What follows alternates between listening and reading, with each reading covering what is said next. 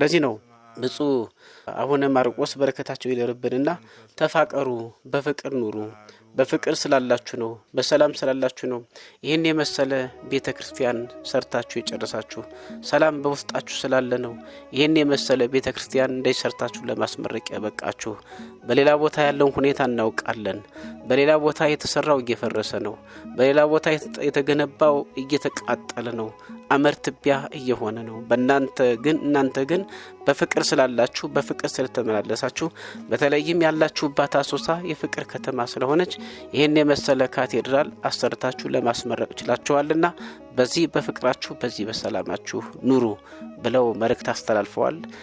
የከተማዋ በረከት የፍቅር ከተማ ትናንት እንደተናገርኩት የሰላም ከተማ ስለሆነች ያው ዛሬ እኛ በሰላም በእውነቱ ሌሎች የት እንዳሉ እናውቃለን። ዛሬ እንዲህ ያለ ውበት ያለው በዓል፣ እንዲህ ያለ ኢትዮጵያዊነት በእውነት አምሮብን መገኘታችን ቃሉ በውስጣችን ቢኖር ነው። ማን ነው ባለስልጣን? በሰማይ በምድር በባህር በጥልቀት ያለውን በሙሉ ሁሉን የፈጠረ፣ ሁሉን የሚመግብ፣ ሁሉንም ያኖረ፣ ፀሐይን ጨረቃን ለሁሉ እንዲያበሩ በሰማይ የሳለ፣ እጽዋት አዝርዕትን አትክልትን ሁሉ ለፍጥረታት ምግብ በምድር ያበቀለ፣ ባህሩንና የብሱን ብርሃን ጨለማውን በቃል ብቻ ፈጥሮ በቃሉ የለየ ለይኩን እያለ በቃሉ የለየ ለይኩን እያለ ማን ነው ባለስልጣን የጥበብ ባለቤት እንደ እግዚአብሔር ያለ? ከፍጥረታት ሁሉ ሰውን ያከበረ፣ ባሪያው በአምሳሉ በድንቅ የፈጠረ፣ በደረቅ ግንባር ላይ ብርሃንን የሳለ ማን ነው ባለስልጣን የጥበብ ባለቤት እንደ እግዚአብሔር ያለ? እውነተኛ ፈራጅ ጥበብ የተካነ፣ ክፉዎችን ገድሎ ጻድቃንን ያዳነ፣ የተመሰገነ በፈራጅነቱ እልል እያስባለ ማን ነው ባለስልጣን የጥበብ ባለቤት እንደ እግዚአብሔር ያለ?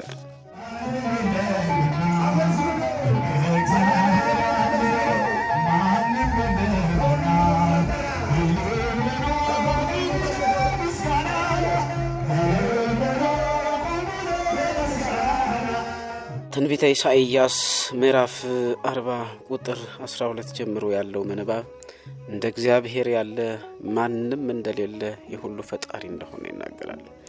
ውሆችን በፍኙ የሰፈረ፣ ሰማይንም በስንዝር የለካ፣ የምድርንም አፈር በመስፈሪያ ሰብስቦ የያዘ፣ ተራሮችን በሚዛን ኮረብቶችን በሚዛኖች የመዘነ ማን ነው?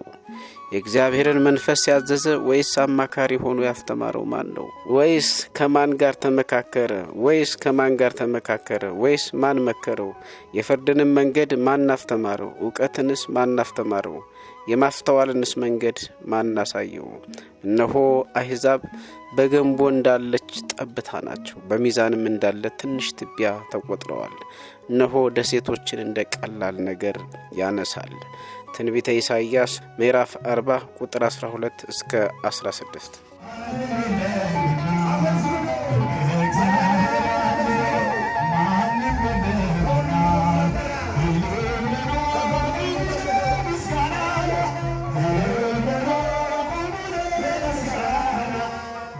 ትንቢተ ኤርምያስ ምዕራፍ 10 ቁጥር 6 ጀምሮ ያለው የእግዚአብሔርን ኃያልነት የሚያሳይ ቃልም እንዲህ ይላል።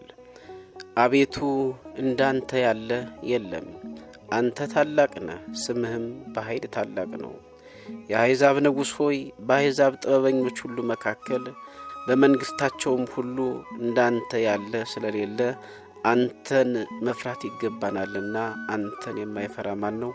በአንድ ጊዜ ሰንፈዋል፣ ደንቁረውማል። ጣዖታት የሚያስተምሩት የእንጨት ነገር ብቻ ነው። የሰራተኛና የአንጥረኛ እጅ ሥራ የሆነ ከተርሴስ ጥፍጥፍ ብር ከአፌዝም ወርቅ ይመጣል። ልብሳቸውም ሰማያዊና ቀይ ግምጃ ነው። ሁሉም የብልሃተኞች ሥራ ናቸው። እግዚአብሔር ግን እውነተኛ አምላክ ነው። እርሱም ሕያው አምላክና የዘላለም ንጉሥ ነው። ከቁጣው የተነሳ ምድር ትንቀጠቀጣለች፣ አሕዛብም መዓቱን አይችሉም። እናንተም ሰማይና ምድርን ያልፈጠሩ እነዚህ አማልክት ከምድር ላይ ከሰማይም በታች ይጠፋሉ ትሏቸዋላችሁ። ምድርን በኃይሉ የፈጠረ ዓለሙን በጥበቡ የመሰረተ ሰማያትንም በማስተዋሉ የዘረጋ እርሱ ነው። ድምፁን ባሰማ ጊዜ ውኆች በሰማይ ይሰበሰባሉ። ከምድርም ዳር ደመናትን ከፍ ያደርጋል። ለዝናቡም መብረቅን ያደርጋል። ነፋስንም ከቤተ መዛግብት ያወጣል። ሰው ሁሉ ዕውቀት አጥቶ ሰንፏል። አንጣኛም ሁሉ ከቀረጸው ምስል የተነሳ አፍሯል። ቀልጦ የተሰራ ምስሉ ውሸት ነውና እስትንፋስም የላቸውምና ያለ ይቀጥላል። ኤርምያስ ምዕራፍ 10 ቁጥር 6 እስከ 15።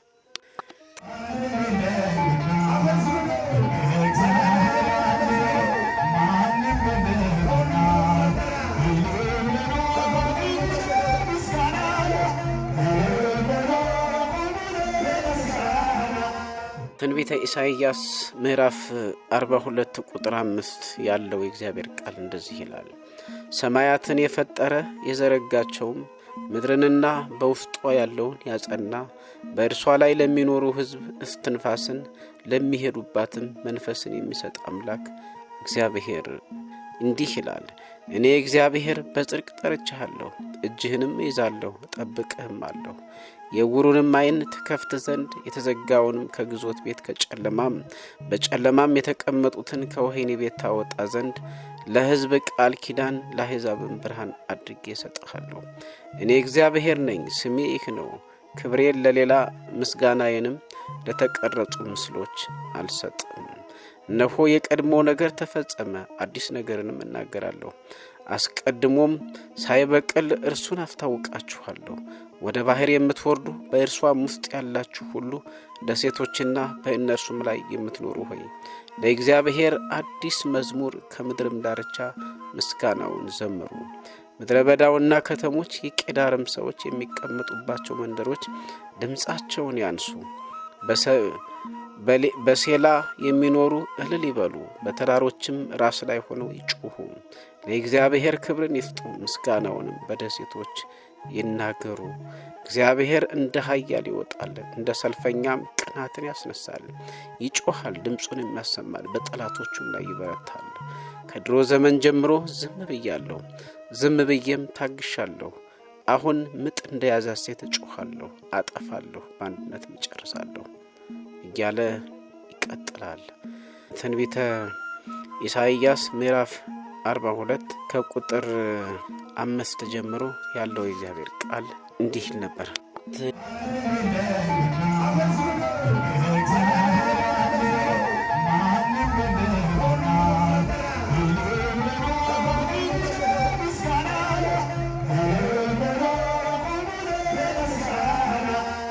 ትንቢተ ኢሳይያስ ምዕራፍ 43 ቁጥር 10 ጀምሮ ያለው የእግዚአብሔር ቃል አሁንም እንዲህ ይላል። ታውቁና ታምኑብኝ ዘንድ እኔም እንደሆንሁ ታስተውሉ ዘንድ እናንተ የመረጥኩትም ባሪያዬ ምስክሮቼ ናችሁ ይላል እግዚአብሔር። ከኔ በፊት አምላክ አልተሰራም፣ ከኔም በኋላ አይሆንም። እኔ እግዚአብሔር ነኝ፣ ከኔ ሌላም የሚያድን የለም።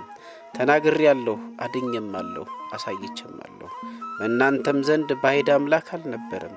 ስለዚህ እናንተ ምስክሮቼ ናችሁ ይላል እግዚአብሔር። እኔም አምላክ ነኝ፣ ከጥንት ጀምሮ እኔ ነኝ፣ ከእጄም የሚያመልጥ የለም። እሰራለሁ፣ የሚከለክልስ ማን ነው? የእስራኤል ቅዱስ የሚቤዣችሁ እግዚአብሔር እንዲህ ይላል። ስለ እናንተ ወደ ባቢሎን ሰድጃለሁ፣ ከለዳውያንንም ሁሉ ስደተኞች አድርጌ በሚመኩባቸው መርከቦች አዋርዳችኋለሁ። ቅዱሳችሁ የእስራኤል ፈጣሪ ንጉሳችሁ እግዚአብሔር ነኝ። እግዚአብሔር በባህር ውስጥ መንገድን በኃይለኛም ውሃ ውስጥ መተላለፊያን ያደርጋል። እግዚአብሔር ሰረገላውንና ፈረሱን ሰራዊቱንና አርበኛውን ያወጣል። እነርሱ ግን በአንድነት ተኝተዋል፣ አይነሱም፣ ቀርተዋል። እንደ ጧፍ ስታሪም ጠፍተዋል። እግዚአብሔር እንዲህ ይላል፣ የፊተኛውን ነገር አታስተውሉ፣ የጥንቱንም ነገር አታስቡ። እነሆ አዲስ ነገርን አደርጋለሁ፣ እርሱም አሁን ይበቅላል፣ እናንተም አታውቁትምን? በምድረ በዳም መንገድን በበረሃም ወንዞችን አደርጋለሁ። ምስጋናዬን እንዲናገሩ ለእኔ የፈጠርኩት ሕዝብ የመረጥኩትን ሕዝቤን አወጣ ዘንድ በምድረ በዳ ውሃውን በበረሃም ወንዞችን ሰጥቻለሁና የምድረ በዳ አራዊት ቀበሮችና ሰጎኖች ያከብሩኛል። ያዕቆብ ሆይ አንተ ግን አልጠራኸኝም፣ አንተም እስራኤል ሆይ በእኔ ዘንድ ይደክምሃል እያለ ይቀጥላል።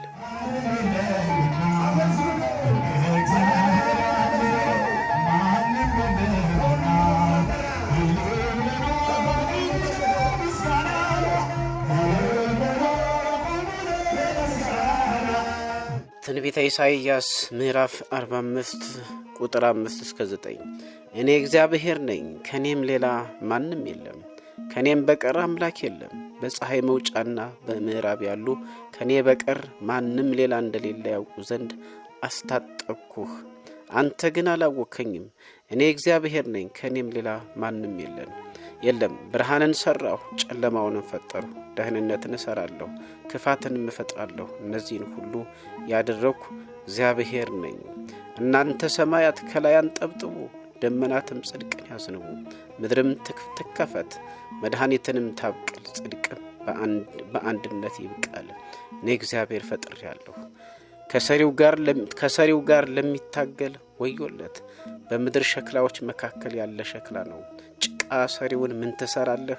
ወይስ ስራህ እጅ የለውም ይላልን? አባትን ምን ወልደሃል? ወይም ሴትን ምን አማጥሽ ለሚል ወዮ። የእስራኤል ቅዱስ ሰሪውም እግዚአብሔር እንዲህ ይላል፣ ስለሚመጣው ነገር ጠይቁኝ፣ ስለ ልጆቼና ስለ እጄ ሥራም እዘዙኝ።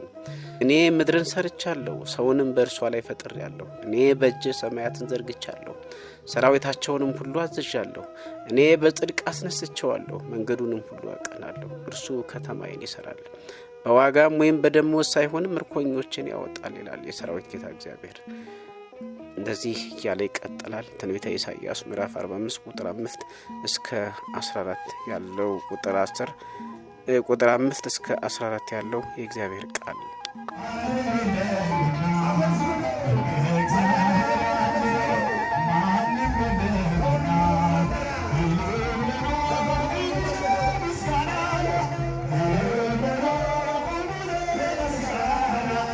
ነቢዩ ዳዊትም የእግዚአብሔርን ታላቅነት፣ ኃያልነት፣ ሁሉን አድራጊነት ሲናገር እንዲህ አለ። መኑ ከመ እግዚአብሔር አምላክነ ወመኑ አምላክነ ዘእንበለ እግዚአብሔር። ከእግዚአብሔር በቀር አምላክ ማን ነው? ከአምላካችንስ በቀር እግዚአብሔር ማን ነው? መዝሙር 17 ቁጥር 31።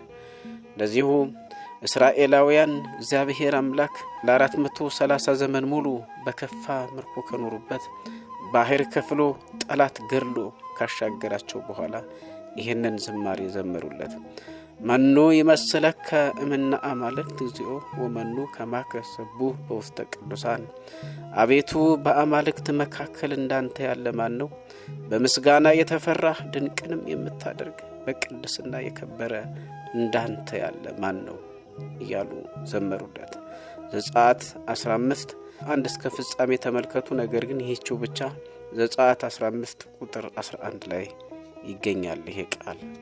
ስለዚህ እንደ እግዚአብሔር ያለ ማንም የለምና የሚለው ዝማሬ እኒህን የእግዚአብሔርን ቃላት እንድናስታውስና እግዚአብሔር ብቻ እግዚአብሔር የሚመለክ፣ የሚገዛ፣ የሚገድል፣ የሚያድን፣ የሚሾም፣ የሚሽር፣ የሚሰጥ፣ የሚነሳ፣ ሁሉን አድራጊ ወኩሉ ቦቱ ኮነ ወዘእንበሌሁሰ አልቦ ዘኮነ።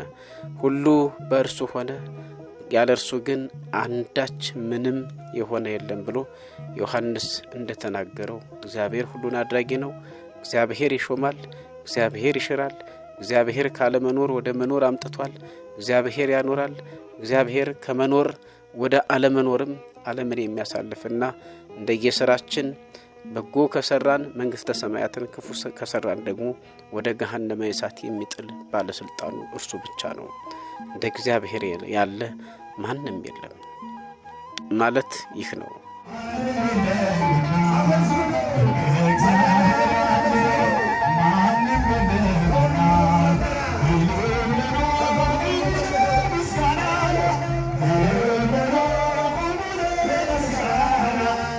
ክፍል 2 የኢንዚ መካነ ገነት መድኃኔ ዓለም ካቴድራል ሚያዝያ 26 እና 27 በሚመረቅበት ጊዜ በኢትዮጵያ ኦርቶዶክስ ተዋሕዶ ቤተክርስቲያን የስብከተ ወንጌል መምሪያ ክፍል ኃላፊና የቅዱስ ሲኖዶስ አባል ብፁዕ አቡነ ማርቆስ በጽኑ ያስተላለፉት መልእክት ነበር።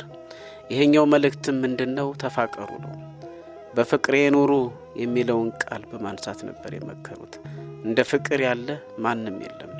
ፍቅር ሲባልም በመጀመሪያ ደረጃ እግዚአብሔር አምላክን መውደድ ነው። ሁለተኛ ባልንጀራን መውደድ ነው። እንደዚህ ይላል ሙሴ ለእስራኤል ባስተማረበት ወይም በጻፈበት ዘዳግም ምዕራፍ 10 ቁጥር 12 ጀምሮ ያለው እስከ 14 ያለው እንደዚህ ይላል። እስራኤል ሆይ አሁንስ አምላክህን እግዚአብሔርን ተፈራ ዘንድ በመንገዱም ሁሉ ትሄድ ዘንድ አምላክህንም እግዚአብሔርን ተወድ ዘንድ በፍጹምም ልብህ በፍጹምም ነፍስህ ታመልከው ዘንድ መልካምም እንዲሆንልህ ዛሬ ለአንተ የማዝዘውን የእግዚአብሔርን ትእዛዝና ሥርዓት ተጠብቅ ዘንድ ነው እንጂ አምላክ እግዚአብሔር ካንተ የሚፈልገው ምንድነው ይላል።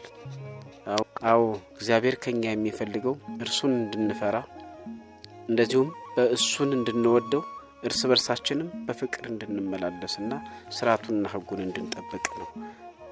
እግዚአብሔርን በፍጹም ልባችን እንድንወደው የሚናገር መልእክት አሁንም አለ።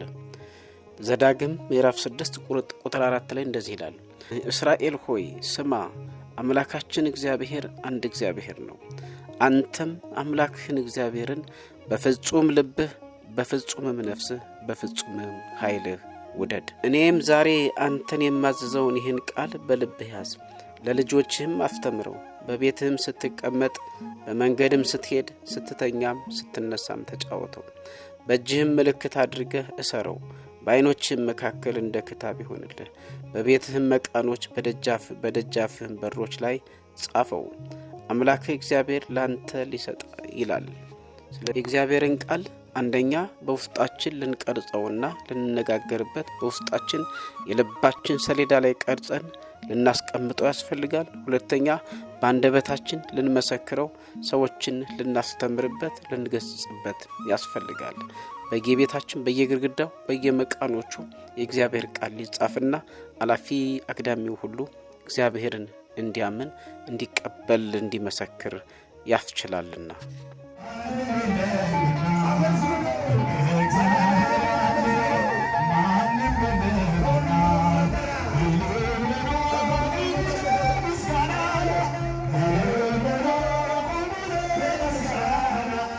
ሉቃስ 10 ቁጥር 25 ጀምሮ ደግሞ የተጻፈ መረጃ አለ።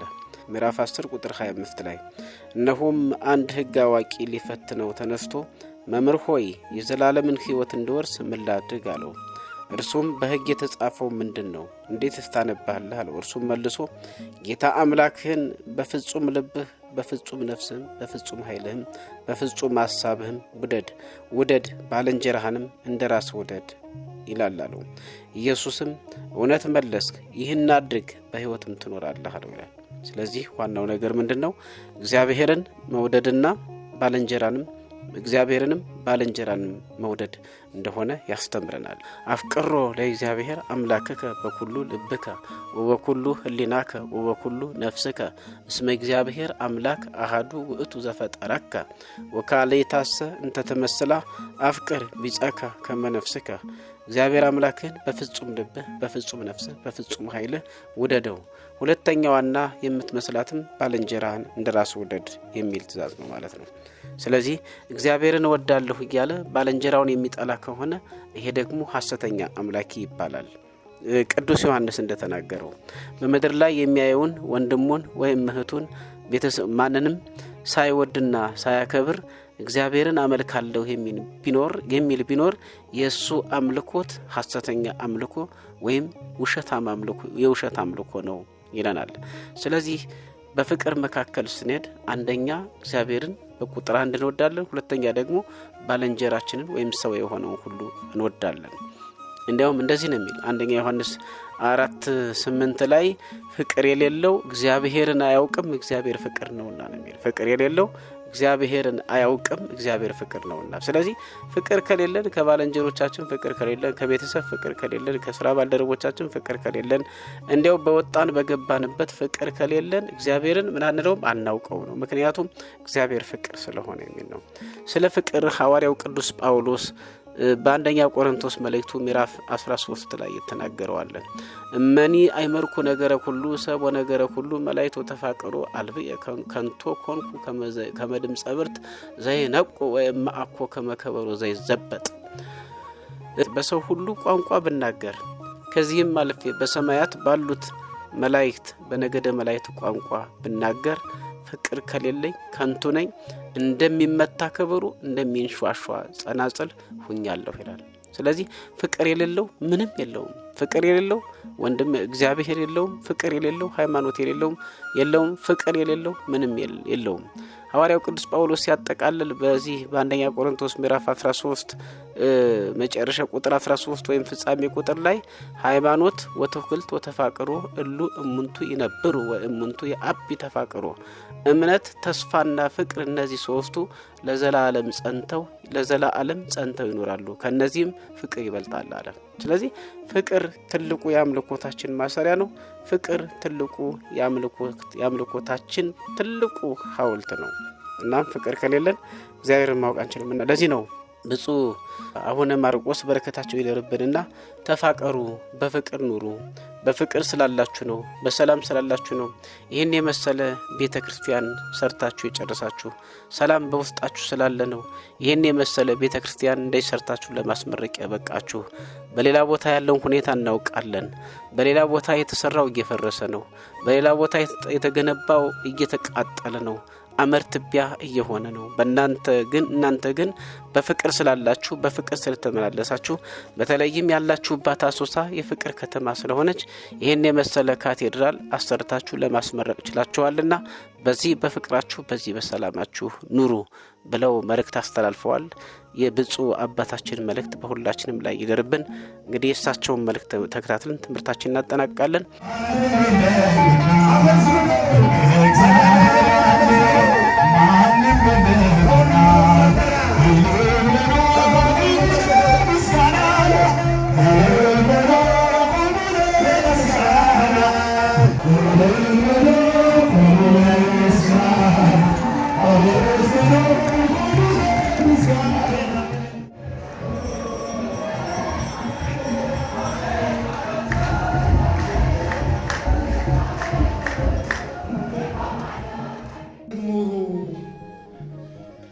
በፍቅር ኑሩ። ፍቅር ከሌለ ሁሉ ህንጻ ቢታነጽ ማህሌቱ ሁሉ ነገር ቢደረግ የልጅ ጨዋታ ነው እና ይህ እንግዲህ የከተማዋ በረከት የፍቅር ከተማ ትናንት እንደተናገርኩት የሰላም ከተማ ስለሆነች ያው ዛሬ እኛ በሰላም በእውነቱ ሌሎች የት እንዳሉ እናውቃለን።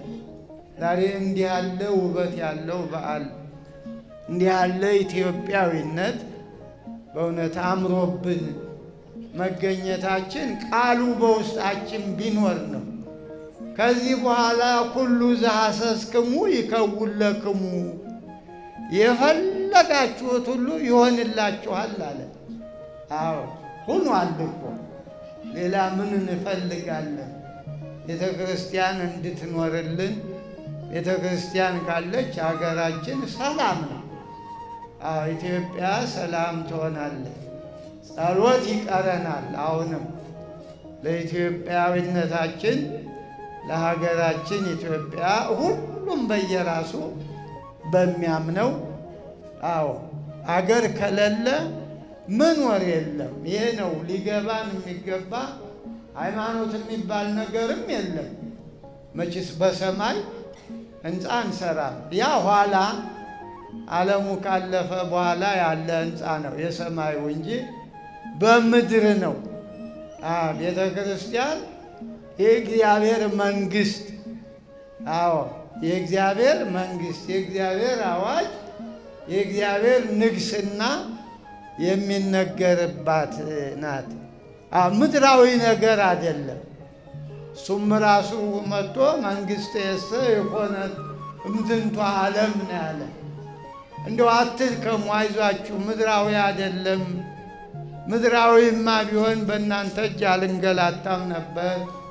ብዙ ሰራዊተ መላእክት ነበሩ። በዚህ በስልጣኑ ዓለሙ ተከተለው። ምን እናድርግ ብለው ግራ ሲጋቡ ፈሪሳውያን በጊዜው የነበሩ የሃይማኖት መሪዎች ለመስቀል ለሞት ያበቁት ማለት ነው። ዓላማቸው ዓለም ሁሉ ተከተለው ነው፣ ሌላ አይደለም። ሁሉ ተለወ ነው። ዓለም ሁሉ ተከተለው፣ ብቻችንን ቀረን ነው ያሉ እና እግዚአብሔር ይህን ያነገሰ እሱ አልነበር አላውቅበት ብለው ነው እንጂ እግዚአብሔር ነበር መሪ ያረጋቸው። ግን አንዳንድ ጊዜ ሰው ይሸወዳል።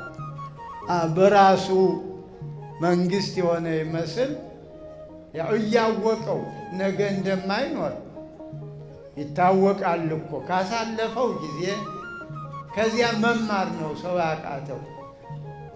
ዘላለማዊ ንጉሥ እግዚአብሔር ነው። ዓለም ሳይፈጠር ከዓለም በፊት እግዚአብሔር እሰ ንጉሡ ቅድመ ዓለም። ከዓለም በፊት እንግዲህ ከዓለም በፊት ምን እንደሆነ ምን እናውቃለን? ሌላ ሁሉ ከዓለም በኋላ የመጣ ነው እና የእግዚአብሔር ንግሥና እግዚአብሔር እሰ ንጉሡ ቅድመ ዓለም ወገብረ መድኃኒተ በማእከለ ምድር። ድነትን በምድር መካከል በቀራንዮ ተሰቅሎ ድነትን ያደረገ የዘላለም ንጉሥ ነው እና ስለዚህ በእውነቱ እንግዲህ መጸለይ ያስፈልጋል። የተቋሙ ዓላማ ለጸሎት ነው። ነገሩ ሁሉ እንዲሳካ ለጸሎት ነው። ቤተሰ ቤተ ጸሎት ነው ያለ፣ የሌላ የምንም አይደለም። ቤቱ የጸሎት ቤት። ጸሎት ደግሞ እግዚአብሔር ጋር መነጋገር ነው። በጣም ከባድ ነው። እንኳን እግዚአብሔር ጋር ቀበሌ ሊቀመንበር ጋር ለመነጋገር ስንት ውጣ ውረድ አለው አይደል? እግዚአብሔር ጋር ጸሎት ቢል ተናግሮቱ ለሰብ ምስለ እግዚአብሔር። ጸሎት ማለት የሰው ልጅ ከእግዚአብሔር ጋር የሚያደርገው ንግግር ነው። እንግዲህ ንግግሩ ምንድን ነው? የፈለጋችሁት ሁሉ ይሆናል አለ። የፈለጋችሁት በእኔ አምናችሁ በትምህርት የጸንታችሁ ከኖራችሁ እኔ ከእናንተ ጋር ነኝ ነው የሚለው። እንግዲህ እሱ ባይኖር ኑሮ ይህን ሕንፃ እሱ አብሮ ባይኖር ማን ይሞክረው ነበር? ይሄ በእውነቱ እና ስለዚህ እንኳን ደስ አላችሁ፣ ደስ አለን።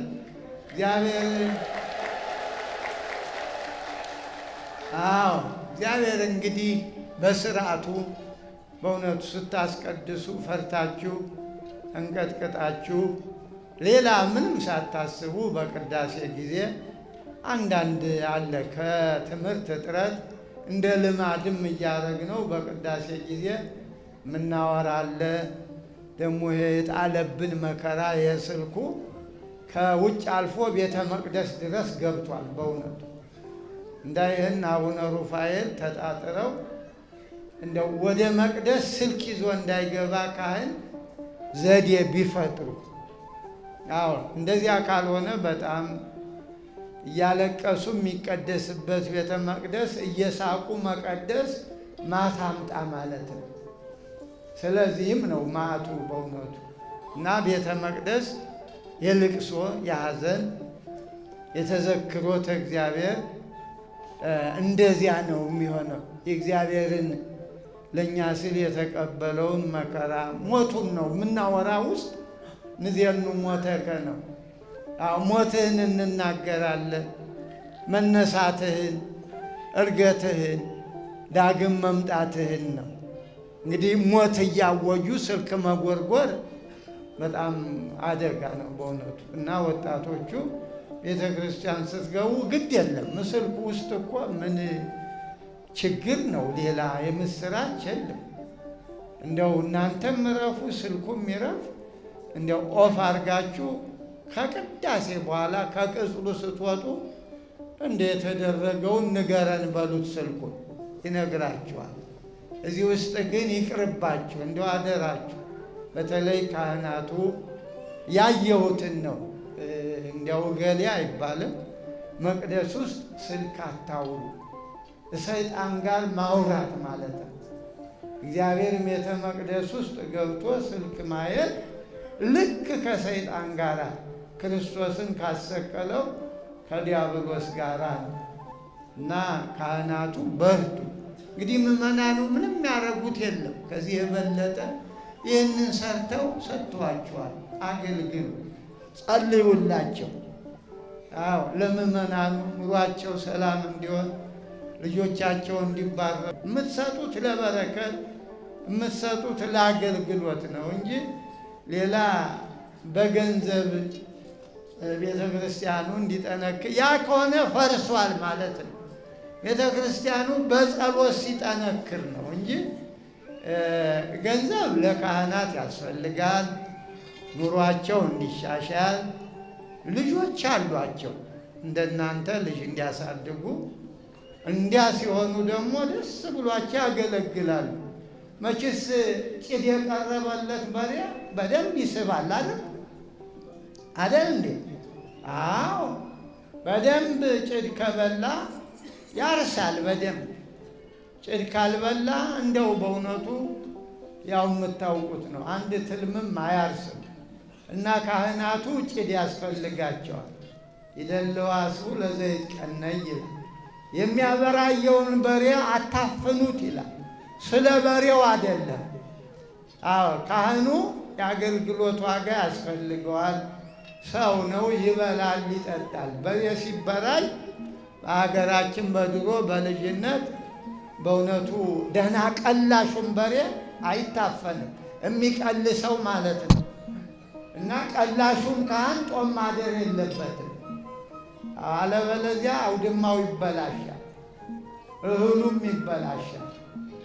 እና ስለዚህ አንዳንድ ክፉ በሬ ይታፈናል። ክፉም በሬ አሁንም ቢሆን ማፈን ያስፈልጋል። አዎ ደግሞ እየሰረሰረ ለበራይ የማይመቻል እና እንዲህ ያለ ቄስም ካል ሸብ ማለት ታዲያ ምን የማያበራይ ቄስ ምን ያደርጋል? የአህያ ውሩ የሰይጣን አፋሩ አህያ ውሩ ምን ይጠቅማል? አይጫን ገበያ የደውር አህያ ተሸክሙ። እና ካህን ብሩህ ነው። አሁን እንዳልኳችሁ ለሕዝቡ መብራት ነው። አይዟችሁም በልቅሶ ቤት ተገኝቶ አብሮ ማልቀስ፣ በደስታ ቤት ተገኝቶ ደስታውን መካፈል በቃ ጨው ናችሁ ተብሏል። ጨው የሌለበት ወጥ መቼም ያው ታውቁታል፣ አልጫ ነው።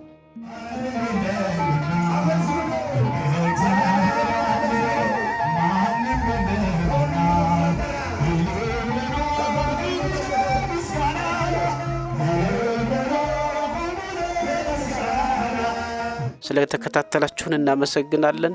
እንግዲህ ንግሩ ለእግዚአብሔር ምህረቱ ወመንክሮሂ ለይጓለ እመሕያው የእግዚአብሔርን ምህረትና ድንቅ ስራውን ለትውልድ ትውልድ ተናገሩ ይላልና ሰብስክራይብ እና ሼር በማድረግ ቃሉን አስተላልፉ። እናንተም አስተምሩ፣ አዘጋጁንም አበረታቱ። ስለነበረን ጊዜ ሁሉን ስላደረገልን ሁሉን ቻይ አምላካችን ልዑል እግዚአብሔር ስሙ ለዘላለም የከበረና የተመሰገነ ይሁን። ይቆየን።